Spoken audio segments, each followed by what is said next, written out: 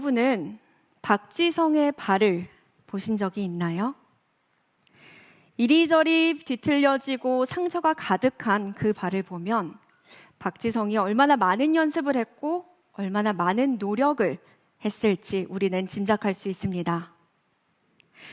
여러분도 박지성처럼 본인만의 꿈을 이루고 멋진 사람이 되고 싶으실 텐데, 그런 사람이 되기 위해서는 내가 어떤 노력을 해야 되고 내가 어떤 연습을 해야 되고 나를 어떻게 만들어 가야 하는지 정확하게 알고 계시나요? 지금까지는 잘 모르셨다 하더라도 괜찮습니다. 지금부터 나를 찾아가고 나를 만들어가는 시간을 갖도록 하겠습니다. 오늘의 첫 번째 강연자입니다. 한국예술종합학교의 홍승창 교수님을 큰 박수로 모시겠습니다. 네, 교수님 안녕하세요. 반갑습니다. 안녕하세요. 네. 네, 교수님. 네. 요즘 어떻게 지내고 계신가요? 지금 이 방송 시청하시는 분하고 똑같이 싶은데요. 이제 일상이 다 무너져서 그렇죠. 예, 스스로 새로운 그 루틴, 일상을 만들어 가지고 날마다 지키려고 무척 애를 쓰고 있습니다. 그럼 그 루틴에 대해서 살짝 여쭤봐도 될까요? 예, 그거는 오늘 이제 그 강의를 통해서 예, 제 스스로 미리 좀 말씀드린다면 베토벤이 날마다 어떻게 살았을까 예, 다시 한번 찾아보게 되었고, 베토벤이 했던 거를 살짝 좀 벤치마킹해서 아침 일찍 일어나서 커피 내리고 뭐 등등 예, 이런 일상을 보내고 있습니다. 방금 베토벤을 말씀하셨는데 네. 교수님은 평상시에도 베토벤처럼 클래식의 대가들 그리고 고전에 대해서 네. 강연을 많이 하시잖아요. 네. 그럼 교수님은 클래식과 고전이 오래도록 사랑받는 이유가 뭐라고 생각하시나요? 네, 그 클래식도 일종의 하나의 문화 현상인데요. 네.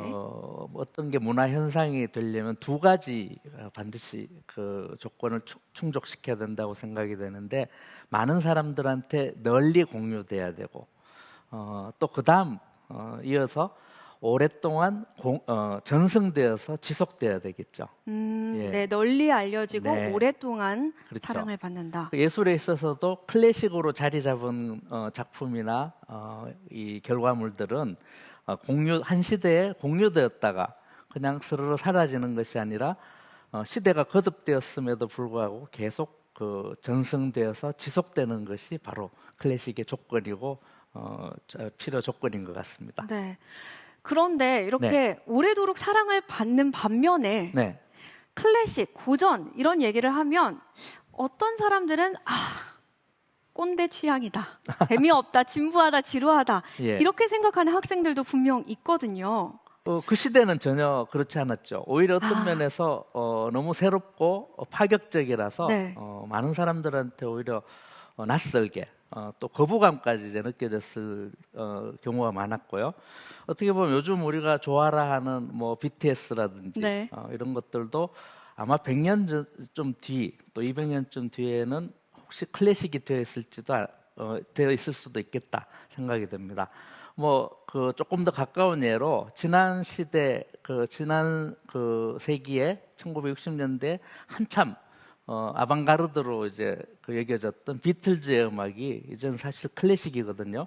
그래서 많은 음악학자들이 또 음악 역사를 공부하는 사람들이 20세기의 가장 위대한 뮤지션 그랬을 때 아마 첫 손가락으로 쇤베르크, 스트라빈스키보다 아마 비틀즈를 꼽는 사람들이 훨씬 더 많지 않을까 이렇게 생각이 듭니다. 네, 그러니까 방금 말씀하신 BTS나 블랙핑크 네. 이런 아이돌 그룹들도 지금은 전 세계적으로 널리 퍼진 거는 이제 그 클래식이 되기 위한 두 가지 조건 중에 하나는 첫 번째는 충족을 했지만 아직은 시간 테스트를 거치지 않았죠. 네네. 그러면 이렇게 오래도록 사랑받고 100년, 200년 넘게 사랑받는 그런 클래식 고전들도 말씀하신 것처럼 당대에는 거부감이 느낄 정도로 파격적이었다. 그렇죠. 혁신적이었다라고 네. 하셨는데 그런 파격 그리고 다름이 원천이 무엇일까요?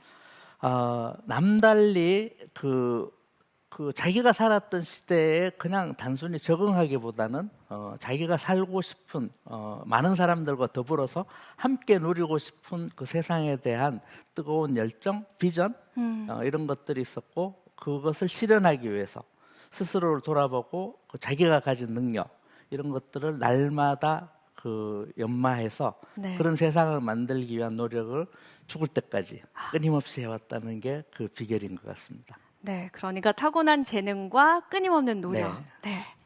그럼 더 자세한 이야기는 본 강연을 통해서 청해 들어보도록 하겠습니다. 여러분, 홍승찬 교수님입니다. 큰 박수 부탁드릴게요. 네, 그 시그널 뮤직 나가는 걸 제가 깜빡 듣지 못했던 것 같습니다.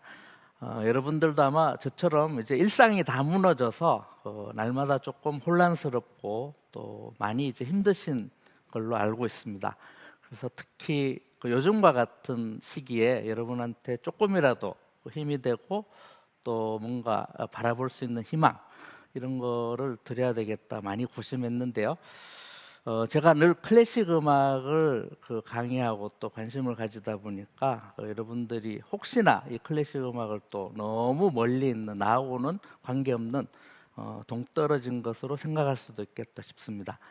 하지만 여러분이 클래식 음악에 관심이 없다 하더라도 누구나 알고 있는 작곡가 있죠. 예, 베토벤의 이 평범한 일상을 통해서 우리가 무엇을 본받을 수 있는지 또 우리 인생에 어떤 참고가 될 만한 게 있는지를 알아보도록 하겠습니다.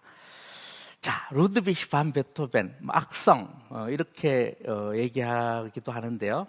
우리가 흔히 한 사람의 됨됨이를 알려면 그 사람의 습관을 보면 알 수 있다라는 말을 늘 입버릇처럼 하면서도 우리가 그 위인들의 삶을 돌아볼 때 그분들의 습관을 이렇게 눈여겨보지는 않는 것 같습니다. 보통은 위대한 업적이라든지 남다른 재능 또 노력 그래서 그로 말미암아 이루어낸 게 무엇인가에 너무 집중하다 보니까 평범한 그들의 일상을 이제 놓치기가 쉬운 것 같습니다. 영화 쿠페 씨의 행복한 여행이라는 영화가 있는데요. 거기 나오는 그 한 대사가 제 머릿속에 아직도 이제 늘 맴맴 돌고 있습니다.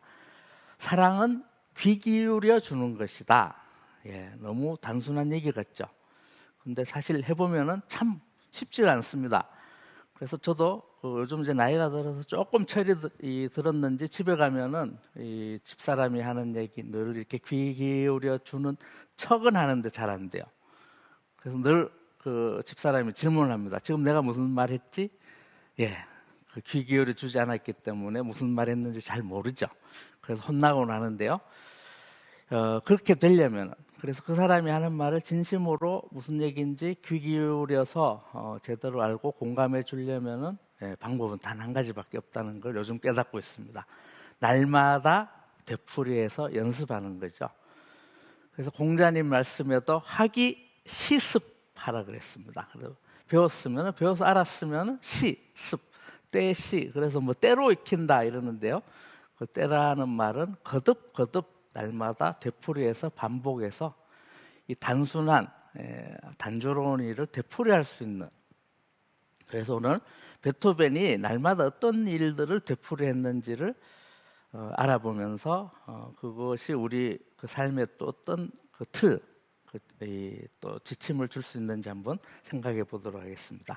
우리가 흔히 예술가 그러면요, 그 사람들은 좀 그 뭐죠? 규칙적인 삶하고는 상관없다고 생각하는 경우가 많습니다. 마치 영감이 떠오르면 뭐 자다가도 벌떡 일어나야 되고 이렇게 생각하는데요. 사실 살펴보면은 뭐 그런 점이 없지 않아 있지만 그런 가운데 늘 되풀이했던 일상이 있었습니다. 먼저 아침 5시에 일어났습니다. 아무리 늦게 자더라도요. 날마다 아침 5시면 일어나서 제일 먼저 한 일이 커피 내리는 일이었습니다. 다른 그 무엇보다 어떻게 보면 음악만큼이나 좋아했다고 말씀드릴 수 있는데요. 그래서 베토벤 스스로 무슨 말을 했냐면요. 날마다 아침이면 무엇보다 소중한 내 벗과 만난다. 커피죠. 일어나자마자 그래서 아침에 커피보다 더 좋은 건 있을 수가 없다. 근데 커피가 자기한테 뭐냐? 커피 한 잔에 담긴 60알의 온도는 60개의 아이들을 나에게 일깨워준다. 예, 그래서인지 그 원두 60개를요, 그냥 손으로 이렇게 주워서 놓는 게 아니라 하나하나 그 모양을 따져서 60개를 컵 위에 올려놓고 그걸 이 커피 주전자에 내려서 아침 식사와 함께 먹는 것으로 하루 일과를 시작했다고 합니다. 이게 뭐 그렇게 대수냐? 우리가 일어나서 뭔가 이렇게 규칙적인 일을 집중해서 되풀이함으로 해서 그 다음 일상이 이제 나한테 주어지는 거죠. 아침에 일어나는 시간을 일정하다 그러면은 그 다음 그 이후 시간을 어떻게 보낼지도 늘 자기 계획 속에 넣어서 늘 날마다 똑같은 일을 노력할 수 있는데요. 날마다 일어나는 시간이 다르다면은 그 일정한 시간을 내 일상의 계획 속에 만들 수가 없습니다. 일단은 똑같은 시간에 일어난다는 게 중요하고요. 일어나서 이렇게 뭔가에 집중함으로 해서 잠시 마음의 평정을 얻고 다음 무슨 일을 할 수 있는 준비를 할 수 있죠. 우리가 천재의 능력 가운데 또 우리가 많이 간과하는 게 있는데요. 뭐 타고난 그 분야에 있어서의 이 능력 이전에 공통적으로 집중력입니다. 짧은 시간에 자기의 모든 것을 주의와 관심을 집중할 수 있는 이런 능력이 있는데요. 그게 그냥 일어나자마자 문득 되는 게 아니라 그 이전에 어떤 자기가 좋아하는 일, 어떤 루틴, 일상을 되풀이함으로 해서 자기 스스로 집중할 수 있는 준비 동작이 아마 필요하지 않나 생각이 되고요. 베토벤한테 그것은 커피 내리는 일이었다. 이렇게 말씀드릴 수 있습니다. 자, 베토벤만 그랬던 게 아니고요. 많은 사람들이 아침에 일어나면 화초를 갖고 온다든지, 심지어는 그보다 더 단순한 일로 집안 청소를 한다든지, 또 한 예를 든다면요. 다산 정약용 선생 여러분 다 잘 아실 겁니다. 유배지에 가서조차도 아침에 일어나서 무엇보다 가장 먼저 한 일이 마당 쓰는 일이었다 그럽니다. 아마 이 다산 선생한테 이런 아침에 늘 되풀이하는 일이 있었기 때문에 그 이후에 공부에 집중하고 또 이 저술에 집중해서 그 많은 책들, 저술을 남길 수 있지 않았나 생각이 됩니다. 그래서 베토벤한테 이 5시에 일어나서 커피를 내리는 일, 이게 아마 이 베토벤이 이루어낸 모든 업적의 가장 중요한 원천이 되지 않았나 생각이 됩니다. 자, 그 다음 일은요, 산책입니다. 저도 이제 나이 들어서 문득 깨닫게 되는데요. 음악가뿐만 아니라 제가 아는 많은 위인들이 사실 제가 아는 분 중에는 아마 90% 정도 이상인 것 같습니다. 이 다들 가졌던 습관, 그러면 가장 대표적인 게 산책이 아닌가 싶습니다. 산책이라면 우리가 칸트를 먼저 떠올리게 됩니다. 칸트는 얼마나 규칙적으로 했든지 어느 가게 앞을 지나가는데 그 가게 주인이 시계를 문득 쳐다보고 늘 같은 시간 지나가기 때문에요.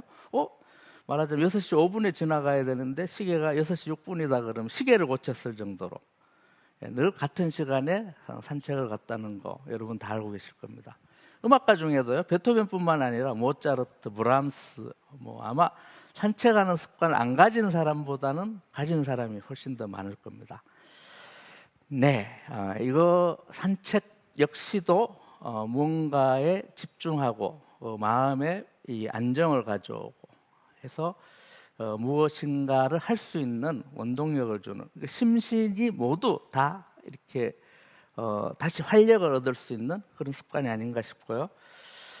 베토벤의 산책과 관련해서 이제 코로나 사태 때문에 저도 이제 가본 지가 너무 오래됐는데, 저는 비인을 가게 되면은 늘 지하철 4호선을 타고 20분 정도 종점을 향하게 되는데요. 거기가 그 유명한 하일리겐슈타트가 있습니다. 하일리겐슈타트에서 지금 이제 베토벤이 산책하는 모습을 화가가 그린 그림이 있는데요. 여기는 이제 하일리겐슈타트는 아니고 테플리츠에서의 산책하는 모습입니다. 옆에 이렇게 베토벤 왼쪽에서 허리를 굽혀서 인사하고 있는 사람은 이제 괴테고요.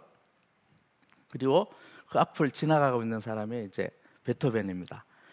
온천 도시에 휴양을 가서도 괴테를 만나서조차도 그 산책하는 그 일상을 멈추지 않았고 함께 산책하고 있는데 건너편 좁은 길에서 황후와 그 일행이 오고 있었다 그럽니다. 그랬더니 훨씬 더 그 세상사에 밝았던 괴테는 얼른 길을 비켜서서 황후한테 정중하게 인사를 올리는데 베토벤은 보란 듯이 전혀 모르는 척 저렇게 뒷짐지고 그 산책을 계속했다고 하죠. 물론 그만큼 그 스스로에 대한 그 자부심 뭐 이런 것이 남달랐던 점도 있지만 그 산책이라는 것이 베토벤한테 그렇게 중요했다는 그 반증이기도 합니다. 특히 그 죽음을 생각하고 왜 그럼 이 의지의 그 악성이라고 우리가 불릴 만큼 그 자기의 의지, 열정 또 음악에 대한 어떤 그 열의를 멈추지 않았던 베토벤이 그 죽음을 생각하게 된 것은 음악가로서는 너무나 치명적이죠. 20대부터 이제 귀가 점점 들리지 않게 돼서 30대 초반에 이제 전혀 들을 수 없게 되니까 더 이상 그 삶을 지탱할 수 있는 아마 의지를 잃었을 것 같습니다. 근데 그 의지를 되살려 준 것도 그 산책이 아닌가 싶습니다. 그래서요, 지금 지도에 보이시는 아까 제가 잠깐 그 말을 하다가 끊었는데요. 그 왼쪽에 보이는 하일리겐슈타트입니다. 비인에서 불과 한 20여 킬로 떨어져 있는 외곽에 있는데요. 4호선 지하철 타고 종점까지 가면은 도달할 수 있습니다. 내려서 보면은 푯말이 있는데 베토벤 강, 그래서 베토벤이 날마다 산책했던 길. 제가 감히 짐작컨대 그 요양을 위해서 하일리겐슈타트에 가서 이 날마다 산책하면서 다시 삶에 대한 의지를 되살리지 않았을까 이렇게 생각이 되는데요. 우리가 이렇게 저도 이제 제가 사는 아파트 단지 주변에 제가 늘 하는 산책길 부끄럽지만 뭐 여러분 나이에 아니면 젊은 때부터 그렇게 한 게 아니라 갑자기 문득 최근에 이분들이 이렇게 산책했다는 게 문득 생각이 나서 한 10년 정도 산책을 하고 있는데요. 아침 산책을 통해서 물론 뭐 약간의 이제 건강, 육체적인 건강에도 도움이 되겠지만 늘 정신적인 자극을 받습니다.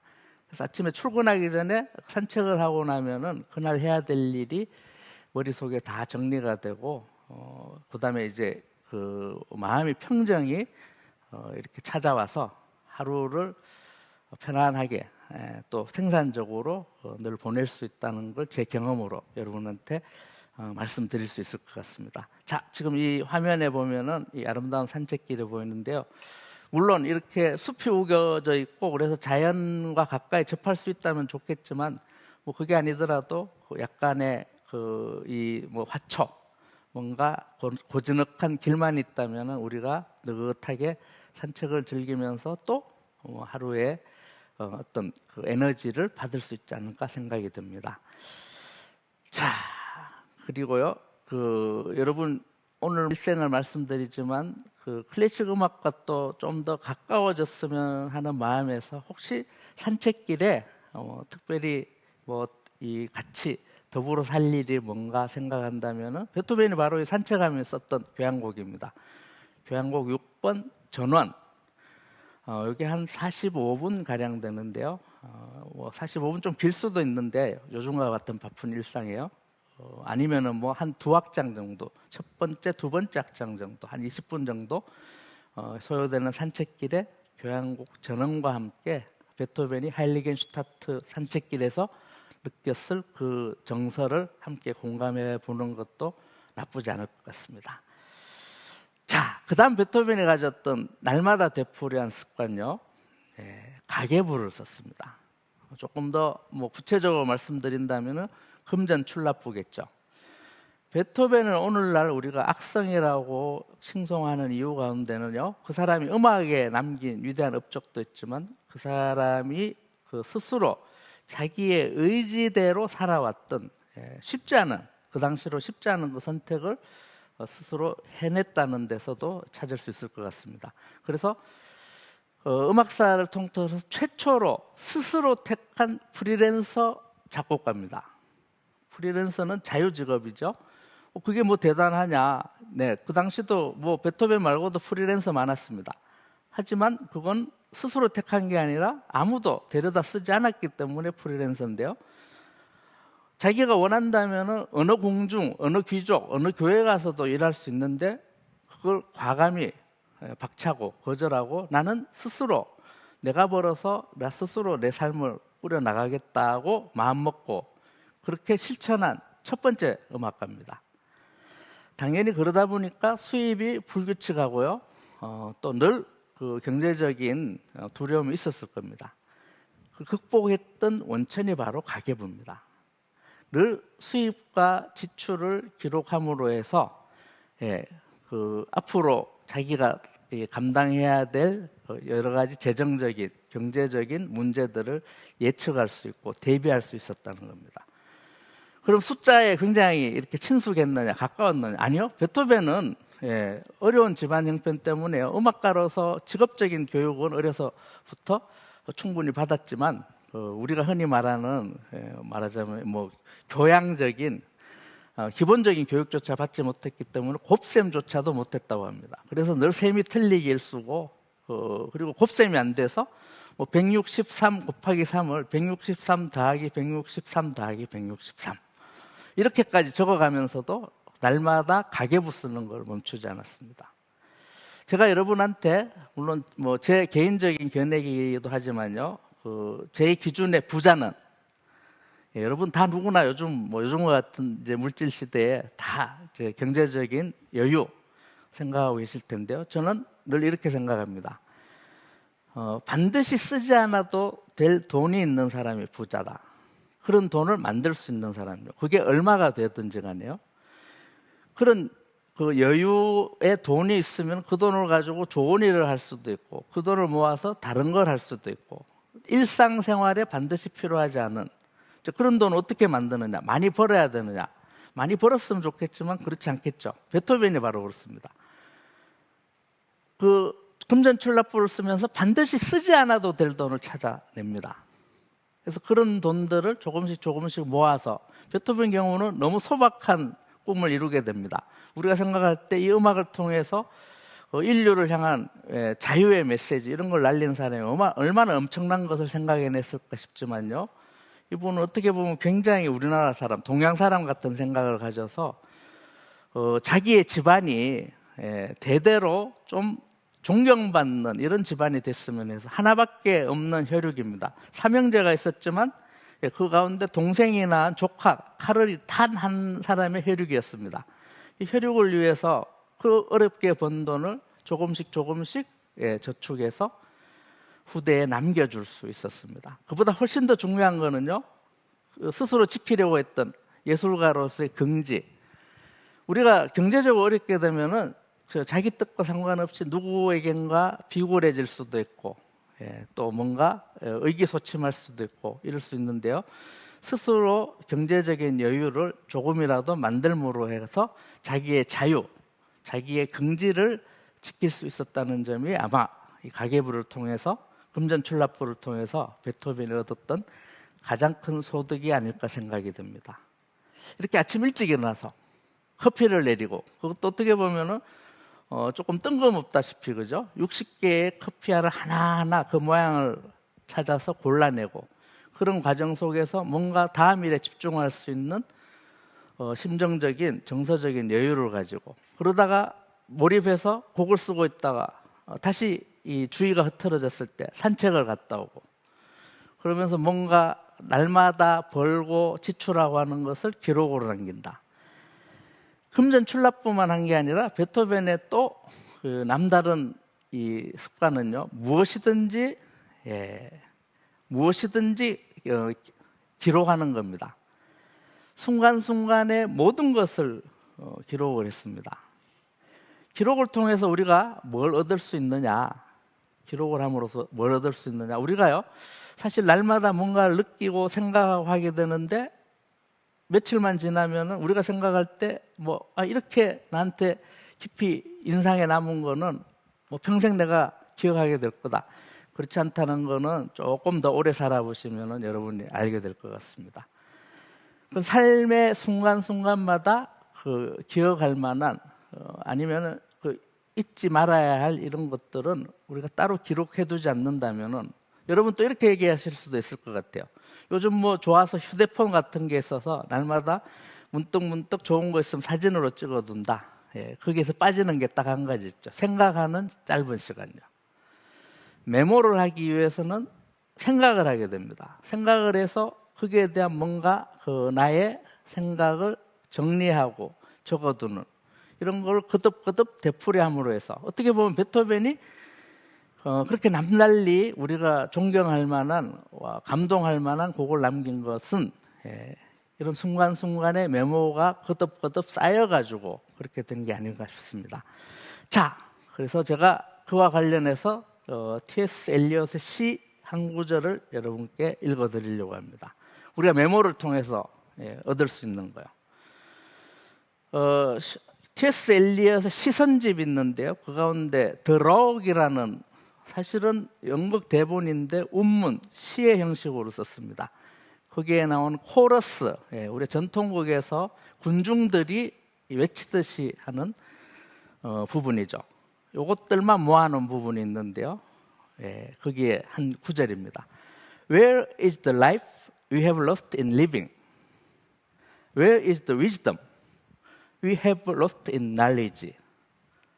Where is knowledge we have lost in information? 우리가 열심히 사노라고 살았는데 어느덧 문득 인생이라는 거 어디 가고 없더라. 어디 갔냐 말이죠. 그리고 우리가 지혜를 위한답시고 열심히 지식을 구하는데 그렇게 얻어놓은 지식이 지혜가 되지 않더라는 겁니다. 자, 메모의 단계는 인포메이션이겠죠. 인포메이션도 그냥 단편적인 인포메이션은 절대 날리지가 되지 않습니다.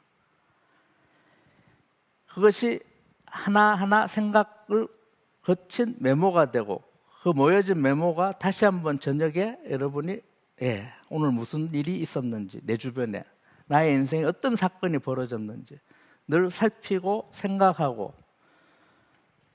그걸 또 일기로 남기고 베토벤 일기도 썼습니다. 일기, 금전출납부, 산책, 커피 내리기 이런 것이 베토벤이 그 날마다 했던 일입니다. 자, 이 19절 저는 날마다 베토벤의 어떤 메모에 늘 항상 재밌는 것은 이렇게 질문의 형식으로 많이 남겼다는 겁니다. 가장 이 기억에 남을 만한 베토벤의 메모라면요. 현악 사중주 16번 베토벤의 마지막 작품입니다. 우리가 흔히 베토벤의 교향곡 9번 합창 이걸 최고의 걸작 이렇게 생각하는데요.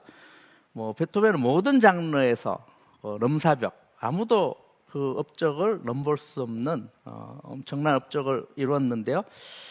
조금 클래식 음악 전문가들은 현악 사중주야말로 진짜 베토벤의 금자탑이다 이렇게 얘기를 합니다.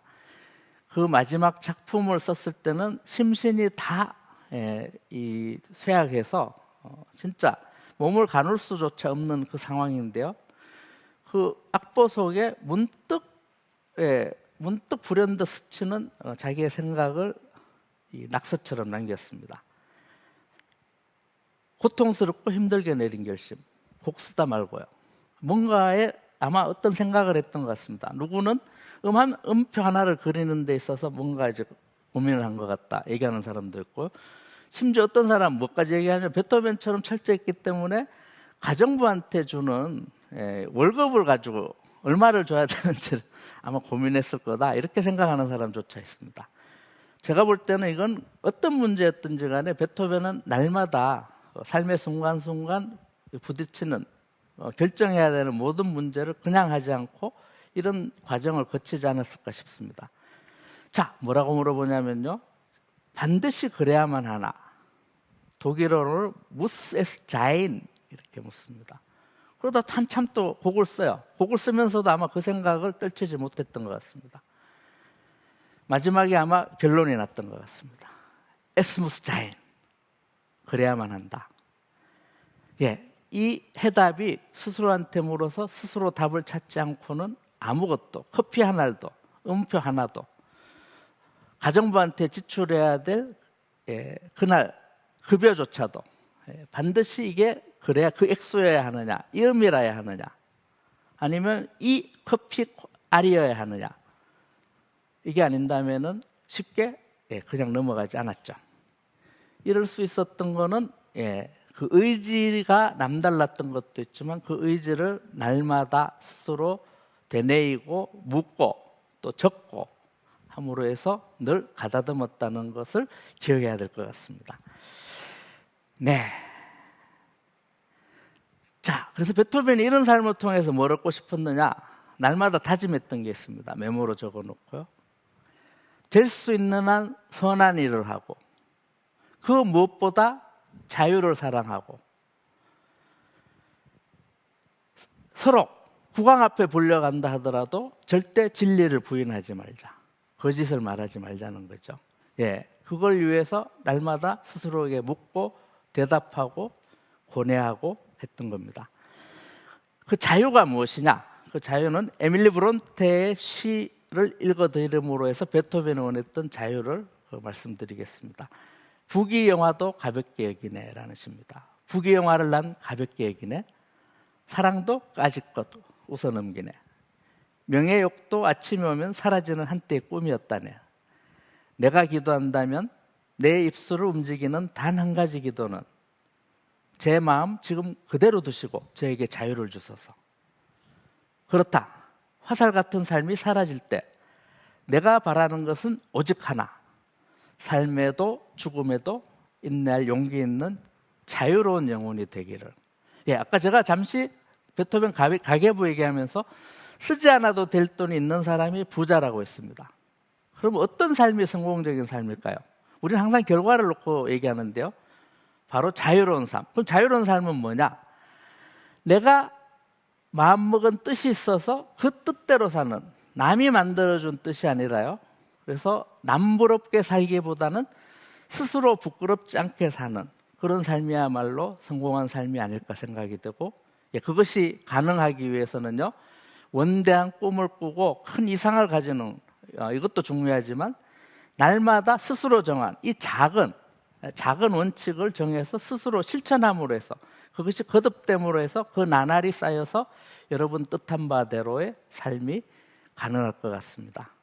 단순한 일이지만 반드시 5시가 아니라 여러분이 일어날 수 있는 시간을 정하고, 여러분이 하고 싶은 일을 눈 뜨면 바로 할 수 있는 일을 정하고, 그로부터 마음의 안정을 취하고, 그래서 나머지 하루를 뿌듯하고 보람 있게 보내는 이 여름, 무더운 여름 한때가 되시기를 바라겠습니다. 지루하고 긴 얘기 들어주셔서 감사합니다.